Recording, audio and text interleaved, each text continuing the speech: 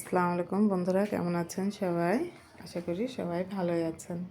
মিসফুরি channel থেকে আপনাদেরকে স্বাগতম। বন্ধুরা, আজকে দেখায় আমাদের গ্রাম থেকে এই যে এটা বন্ধুরা, এটা মজনা, এটা রস, খেজুরের রস জাল দেওয়া হয়েছে, গ্রাম থেকে আনা হয়েছে খেজুরের রস। এটাতেও আছে, আমার ছেলে খাইছে আর একটু আছে।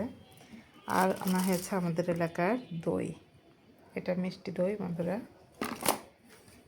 এটা হালকা টক টক দই, বেশি টক না, হালকা টক দই বন্ধুরা। এই যে পেঁপে আর আমাদের এলাকার একটা মিষ্টি, এটার নাম ল্যাংচা বন্ধুরা। আরেকটা জিনিস আনা হয়েছে, দেখাই আপনাদেরকে।